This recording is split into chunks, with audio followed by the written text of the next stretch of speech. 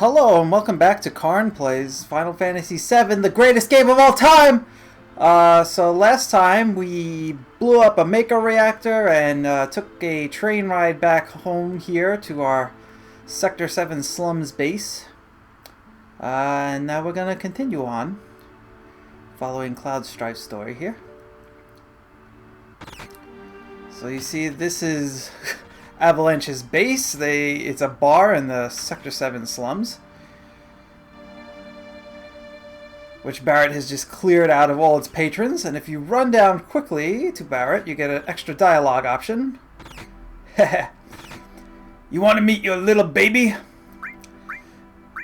Out of my way! Just calm down. Can't have people suspecting us. Alright, so now that I have that little option, it gives me, those one of the options that gives you a little bonus with one of the characters. So a character will like you more or less, depending on what you choose there, so I just did that. But now we can actually talk to the people of the Sector 7 slums and kind of see what's around town. I'm not opening up! Go away! Alright, so this person has locked their door because of the commotion. I think this is a ruined sign, but I'm not sure if you can... No. So you can see like the kind of like the green and the yellow street lights are the only lights that are, or electrical lights are the only lights that provide any light here. There's no sunlight because this is a slum, and you can see a lot of the like this area here has a lot of like metal and these wires and piping, and that's all the structure for the main part of the city with these like very shabby houses built out of scraps, making up like the residences in the slum areas. A lot of the slums have this kind of aesthetic. Now, canonically, Cloud doesn't care about anything at this point in the game, but we're gonna ask what because we want to see what this person says. There's a news update. They say that there was a terrorist explosion up above, and that this time it was a Mako reactor. You know what this means? No, what? You see, I keep on top of these things, and if you ask me, if you knock out Midgar's power, then all its computers and signals are going to be knocked out too. Financially, there must have been about 1 billion gil worth of damage. And that ain't all. A lot of innocent people got killed too. If the explosion had been in the middle of the night, that would have been one thing. At least people could have gone in their sleep. Yep. So I believe this is... I'm not sure if this is a girl or a guy, but their little brother seems to be pounding them on the back here. Let's see the little... Explosions, explosions! Oh man, Avalanche is so cool! Yes. Terrorist attacks are awesome, aren't they? This Mako explosion has really sent Midgar into a fit. Yes, it has. Okay, let's skip Barrett for now. Let's check out these guys who are drunk off their rocker. Oh, Jesus, what the hell's wrong tonight? I thought that long blackout was strange. They say a Mako reactor was destroyed above. I was just sitting here drinking and watching the news by myself, and all of a sudden I got kicked out of the fucking store. What's up with that? I wasn't even done with my drink. I didn't even pay my bill. Alright, well, you lucked out, buddy. I'll call him Top Knot. Ooh, geez, on Blitz. I just love them homemade cocktails, but they sure do creep up on you. Yeah, so this is Johnny. He's a kind of an interesting character, and I'll get more into him later. This is the item store. They're closed.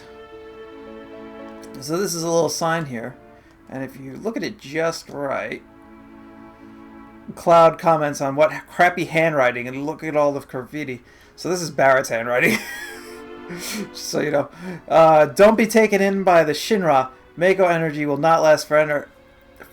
Mako is the life of the planet, and that life is finite. The end is coming. Saviors of the planet, Avalanche. This is just some more Avalanche propaganda. So we go in here. This is the weapon shop. Hey, what the? You? Anyone talking to me must be a novice. I used to be a soldier. The name's Cloud. The name's Cloud. Used to be a soldier. I got no business with you. And he shoots to the left of my head. Well, I never heard of you. Oh, let's try the other option. So what? Everybody's a beginner sometime. Don't act so big, amateur. I'm not acting big. Seeing as how I'm such a warm-hearted guy, I'll show you the ropes. You come back here tomorrow, I got some things I got to do. Okay. Now this kid offers me a nap. Or an inn upstairs. You dried up old geese, you tired? Why don't you rest up on the 3rd floor of my house? There's just one condition. You gotta give me some cash. I'll give him 10 gil. Oh man, go ahead and help yourself to the room. This is the cheapest inn in this. Besides free inns, this is the cheapest inn in this game. Let's see how much money I have. Not too much. Hey, wait a minute, you. You can't just walk out of here without buying something. Might be unhealthy for you, if you know what I mean. So at this point, there's not really much we can buy. We'll get some iron bangles. I'll get 3 of them. And we'll get like 2 grenades. And we'll head up to the 2nd floor.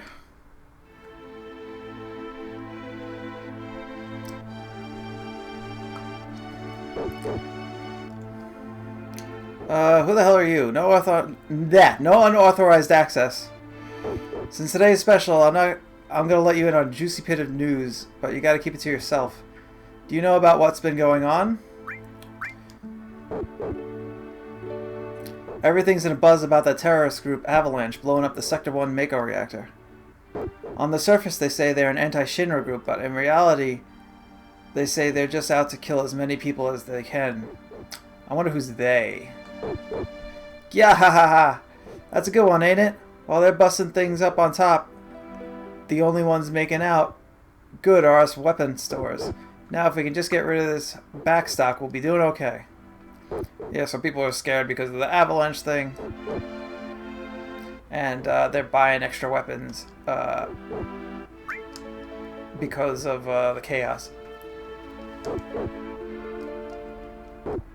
So this will become a tutorial area later, but apparently now it's just a dog and a guy running back and forth. So a lot of this game, like, compared to previous Final Fantasies and to a lot of other games, is very, like, sort of dark and drab. Like, the slums area, like, there's lots of garbage all over the place. You know, the lights and coloring and backgrounds are beautiful, or they used to be, back when we had the regular CRT screens. But you can see, even now, they're still finely detailed, and there was a lot of work put into, like, creating this atmosphere. So let's talk to Barrett and head on into the bar. Okay, go on ahead. And you can see at the top it says Texas. It's a cowboy themed bar. Yo, Cloud, get off your slow moving ass. Yeah, right, whatever, Barrett. I don't think there's anything to inspect here. So let's head on in. Now, notice that the Papa. Okay, I'm gonna leave it sit here. Notice that the inside the bar, the theme changes to a very kind of warm, like you feel like you listen to this music, you feel like you just came home, kind of thing. That's important. Pay attention to it. All right, so a little girl runs up to Cloud and says, "Papa," and she gets a little scared and runs away, hides her face. Marlene, aren't you going to say anything to Cloud?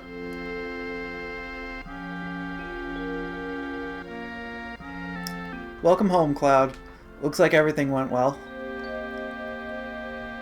Did you fight with Barrett? Not this time. You've grown up. When you were little, you used to get in fights at the drop of a hat. So this is Tifa Lockhart. This is a super awesome character. And it's definitely one of my favorite characters, or she's one of my favorite characters of all time. Unfortunately, I can't really get too into detail without spoiling some stuff in the later part of the game. So I'll just kind of give little bits here and there as we go along. So she notices the flower that we have stuffed in our belt, I believe. Flowers, how nice. You almost never see them here in the slums. But a flower for me? Oh, Cloud, you shouldn't have. So you can give it to either Tifa or the little girl. Let's give it to Tifa. Thank you, Cloud. It smells wonderful. Maybe I should fill the store with flowers. So this is Tifa's bar, 7th Heaven. As you see, there's a suspicious looking pinball machine. They have some music. And then everything besides that looks like trash. Because we're in the slums and we are poor as dirt. I'm not sure if there's anything to actually see around here. If you try to talk to Marlene, she's just being shy, hiding her face.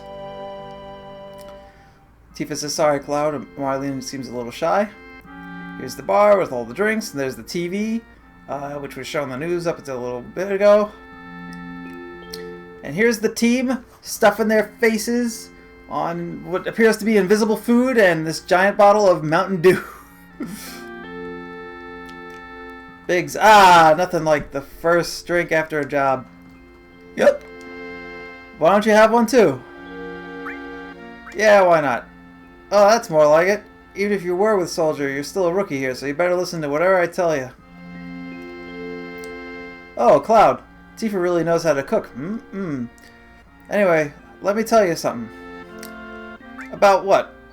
Tifa always lets me taste her cooking. And look at me now, I'm roly-poly. I don't know whether I should be happy or sad, but it's the good food and drinks that make this shop famous. So yeah, so like I said, canonically, Cloud at this point is a douche. Well, or he's cold. So the canonical answer is, I'm not interested in any of your stories. And he kind of pushes himself away from this group, canonically. But I'm just showing you like a little bit more backstory with these people. Jesse, careless. You're getting all excited. Wonder what for?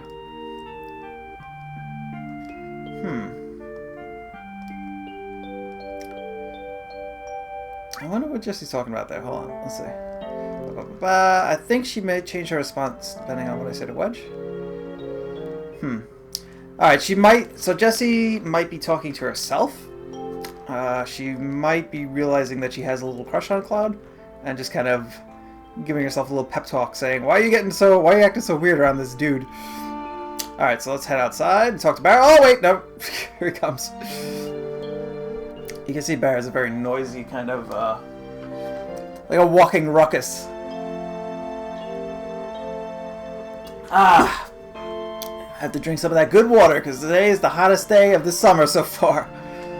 Papa, welcome home. So this is the Papa that Marlene was looking for.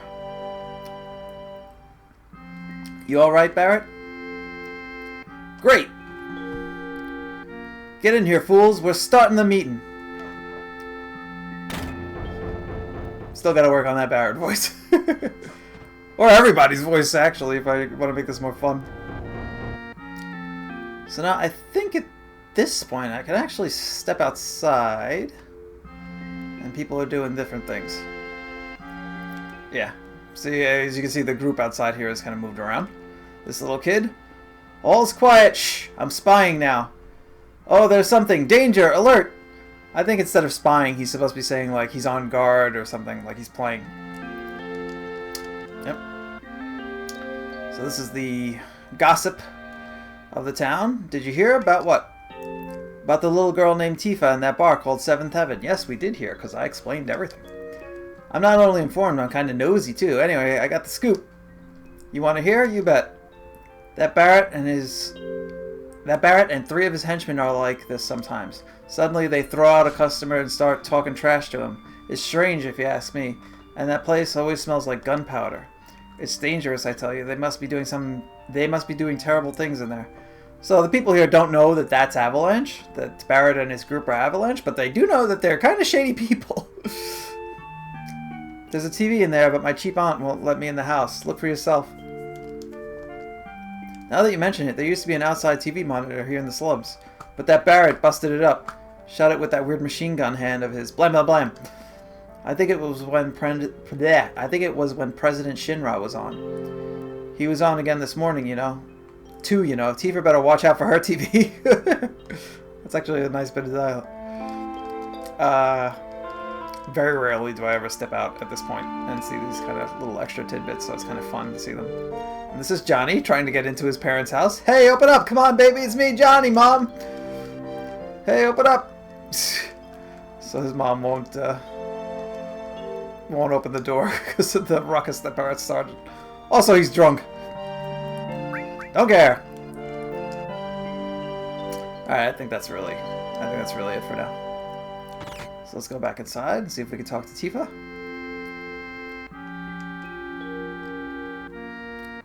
Cloud, come over here. Sit down. How about something to drink? Sure, give me something hard. Just a minute, I'll make one for you.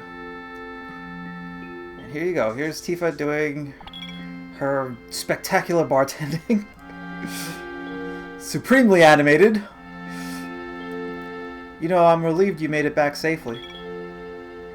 What's with you all of a sudden? That wasn't even a tough job. I guess not. You were in Soldier. Make sure you get your pay from Barrett. Don't worry, once I get that money, I'm out of here.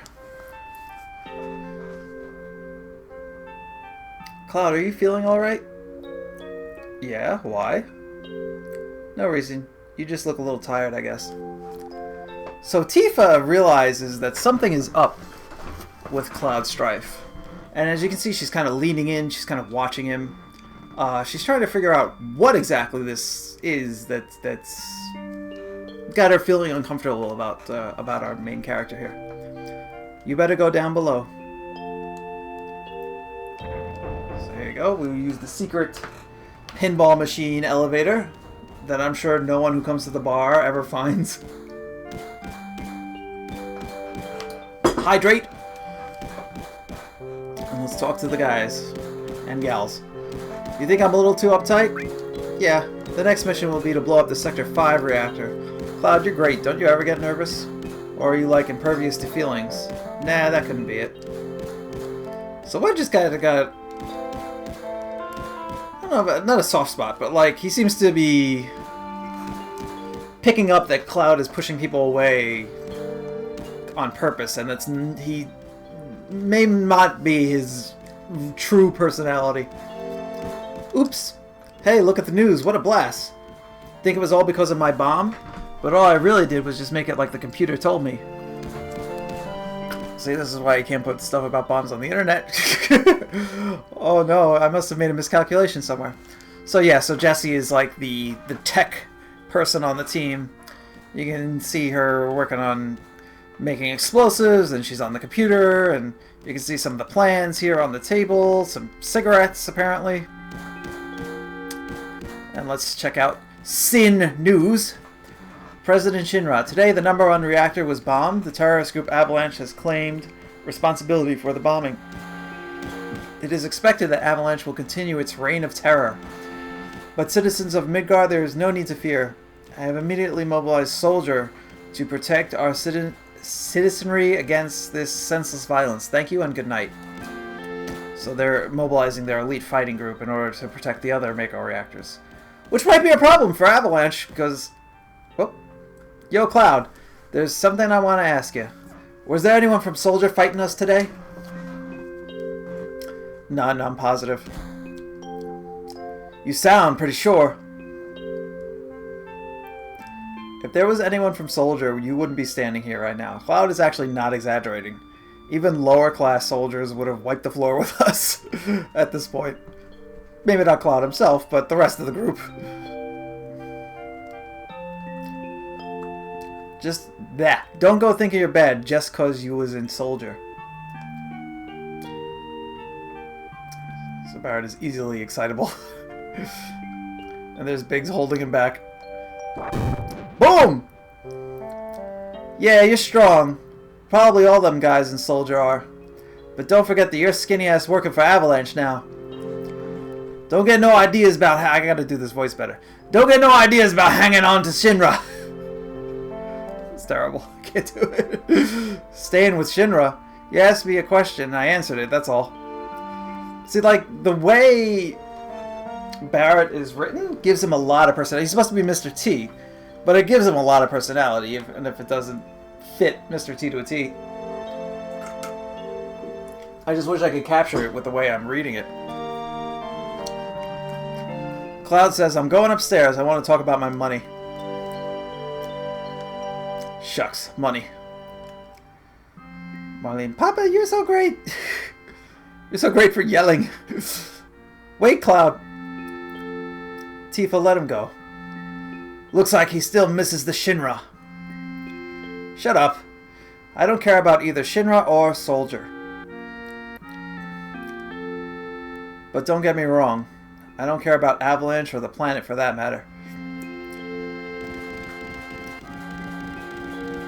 See? Notice that Tifa is constantly watching Cloud. So then Barrett tries to take his frustration out on the punching bag. He doesn't say anything different, I'm pretty sure. I accidentally am inspecting the TV instead of talking to Jesse, which is what I want to do, which is a little bit annoying, but it's not a big deal. Whoop. Okay, let's go here. Or, let's see. Tifa says, straighten things up with everyone for me. Jesse says, money. Oh my, it must have been for a lot. Yeah, it must have been for a lot, yeah. Sure, well, what the hell, it's a verbal agreement. Now let me figure this out. Oh, stop it, Cloud, did you hear me? Wedge, Cloud. That, Wedge says, Cloud. You say you don't care, but you came to talk to me. Cloud, you just want friends, isn't that right? Loth. Yeah, well, you look kind of lonely to me. If you ever got anything you want to get off your chest, you can always talk to me. Wedge is such a sweet, roly-poly guy. Let's leave.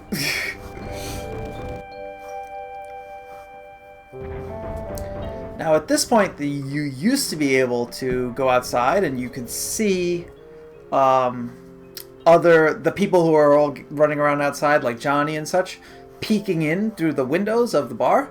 But they changed that in the final version of the game, so I can't actually get outside and see that. But just know that everybody outside from the town is looking in at the bar because there's all this commotion going on, so they're kind of spying on us. Tifa comes up. Listen, Cloud, I'm asking you, please join us. Sorry, Tifa. The planet is dying. Slowly but surely, it's dying. Someone has to do something. So let Barrett and his buddies do something about it.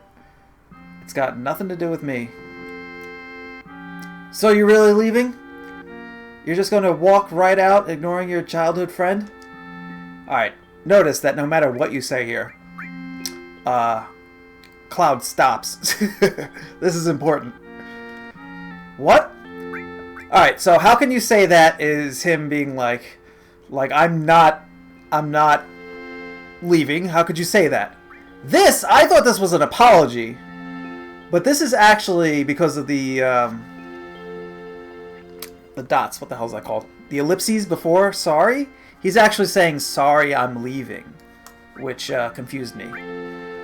See, I thought this was like I'm sorry and I'll stay, and this was him being mad, but it's actually the opposite. Maybe a little translation error there. So let's say, how can you say that? Because no matter what, he stays. So Tifa says, you forgot the promise too. Promise? So you did forget. Remember, Cloud, it was 7 years ago.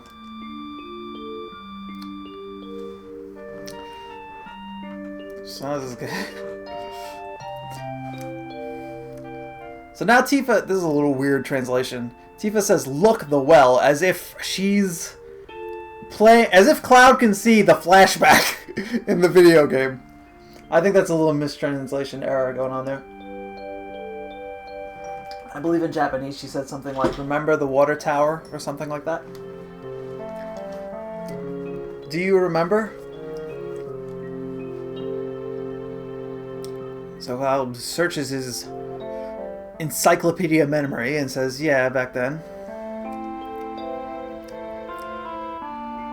I thought you would never come, and I was getting a little cold.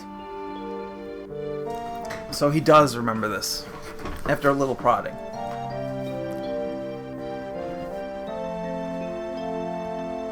Sorry I'm late.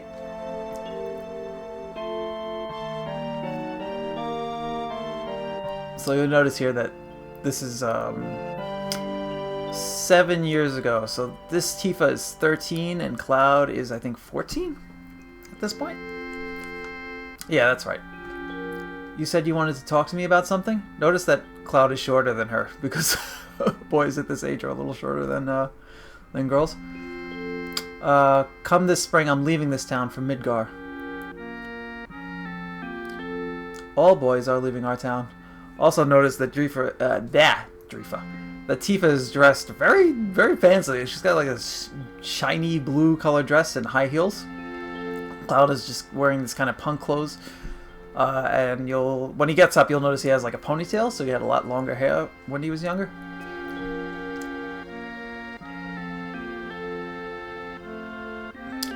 But I'm different from all of them. I'm not going just that. Hold on, let me get back into this. But I'm different from all of them. I'm not just going to find a job.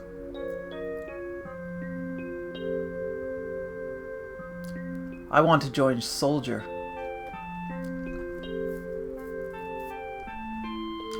I'm going to be the best there is, just like Sephiroth. Sephiroth? The great Sephiroth? So Sephiroth is a war hero. I think that's basically all we know about him at this point. And we might not even know that. Isn't it hard to join Soldier? Soldier, like I said before, is an elite fighting group. Think of them as like the Marines or the Green Berets, very intense, like the pinnacle of military fighting in this world. I probably won't be able to come back to this town for a while.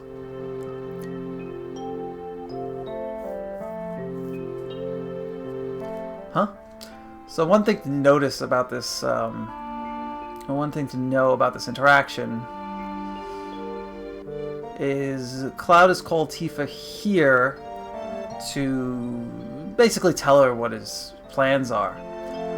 But they're actually not the closest of friends at this point. This is like the longest conversation they've ever had. And something about it seems to hit Tifa for some reason.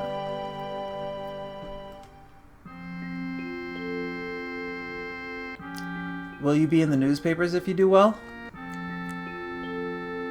I'll try. Hey, why don't we make a promise?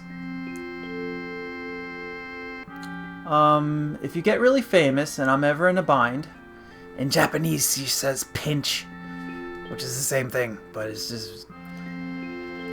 just giving you the literally what she's saying. You come save me, alright? What?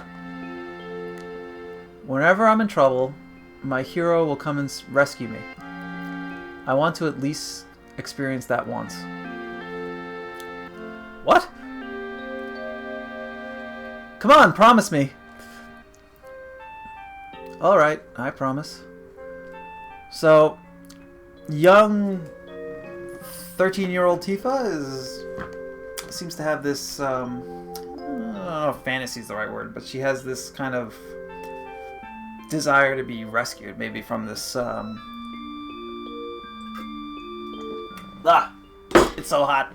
Maybe from this kind of know-nothing town, or maybe from something else. We'll get more into that maybe a little bit later when we learn more about her. But Cloud agrees to this promise. And then we look up at the stars. And there's a shooting star, which makes this promise solid. Can't be broken. You remember now, don't you? Our promise? So, Cloud once again is trying to sever ties here. I'm not a hero and I'm not famous. I can't keep the promise. But you got your childhood dream, didn't you? You joined Soldier. Cloud's like, so come on, you have to keep your promise. So Barrett climbs up the wall, which is hilarious to me. Wait a sec, big time soldier. And he uses his gun arm to throw us some money. A promise is a promise. Here. I don't know how he does that. Received Barrett's stash, 1,500 gil. So Cloud says, this is my pay? Don't make me laugh. And Tifa is taken aback because of what he's about to offer now. What? Then you got the next mission lined up. I'll do it for 3,000. What? It's okay, it's okay. Psst, psst. We're really hurting for help, right? That money is from Marlene's schooling. 2,000. Thanks, Cloud. So Cloud agrees to stay. He doesn't even say anything about the lower pay. I mean, it's higher than the first job, but it's lower than what he offered, or what he said. So that says something about Cloud Strife, which we'll get into later when we learn more about Cloud Strife. Alright, so this is the next morning. And we're getting right back to our hit and run missions here. Good morning, Cloud. Notice Tifa's mannerisms. These all give her, like, you know, her personality. Cloud will put one foot forward and put his hand on his hip. Tifa will kind of do this thing where she puts her hands behind her back and she, like, kind of puts one foot up. Barrett will, like, cross his arms and pound on things a lot. These chibi characters have so much personality. It's amazing to me, and I love it. Good morning, Cloud. Did you sleep well? So you could say Barrett's snoring kept me up, which is hilarious. Or you could say next to you, who wouldn't? Which is also hilarious. Let's be nice to the lady, shall we? I don't know what you mean. She knows what we mean. She knows. I'm going this time. So Tifa's going to come with us this time. And as we'll see, she can hold her own. Can we talk to Marlene? I don't think we can. Nope. Our target's the Sector 5 reactor. Head for the station first. I'll fill you in on the train. Yo, Cloud. Before the next mission, I got something I want to ask you. I, don't really know how to use materia. I'll give you that materia you found. Just teach me how to use it.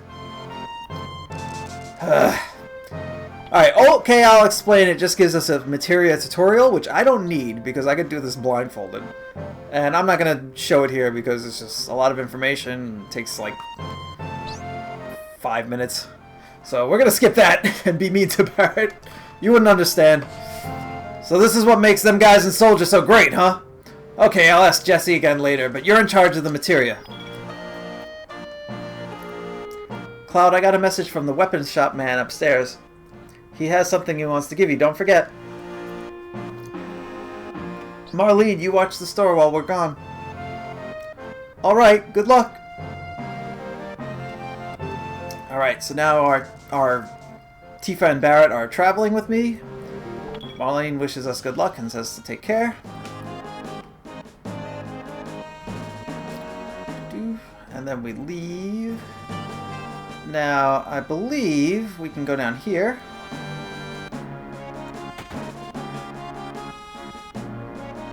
And the item shop has opened up. Ah, another slow day. If this keeps up, the store is going under. Can't sell any really good medicine in a slum like this. Yeah, because people here don't have any money. Oh, look at this. This doesn't happen every day. You a customer? Yes, welcome. We sell, we buy. So this guy sells basically the basic items and the basic materia. Now for me, I like to get one restore materia, because restore materia is awesome because it helps you heal each other, which helps you stay alive, which helps you beat the game. Then I like to get fire, so we have one of each element, which is super useful. And then I like to get 2 antidotes, which is fine for now. And then I'd like to actually sell 2 potions.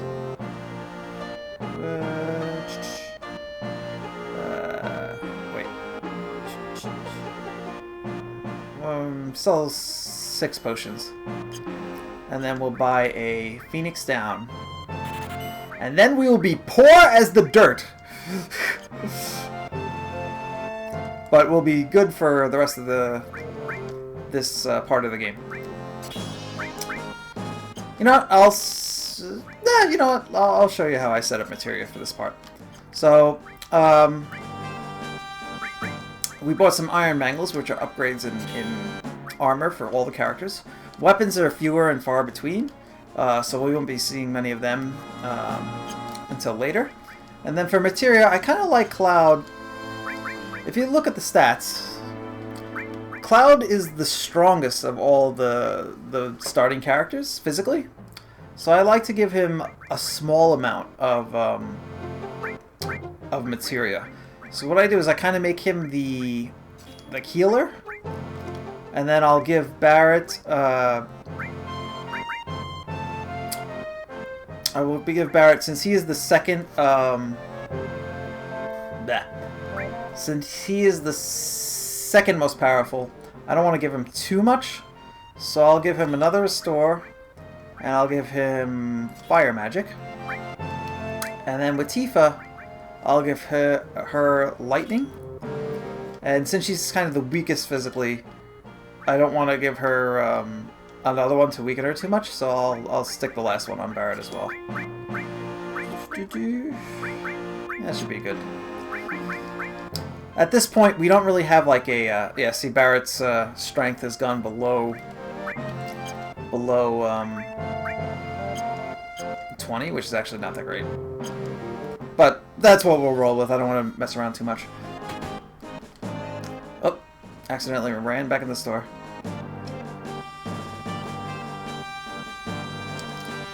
So, the reason why I'm not equipping too much materia is, as you can see, this is magic materia, and what it does is, you can see on the equip effect, this lowers your strength and your max HP, which health points. So it makes you a little weaker, and it makes you easier, or makes you die a little faster. But it increases your magic, which makes your magic more powerful, and increases your MP, so it lets you use more magic. Now these equip effects, they are reflected in your leveling up. So if you load if you load a person down with materia, like Barret has full magic materia, when they level up, those stats that are drained will level up a little slower. So materia is a little like a double-edged sword, and I actually have a problem with some of the way the materia system is handled, which I'll talk about more later. He'll forget about it. Oh, you! Get my friend on the second floor to teach you. So this guy's shooting at this target here. Whoop.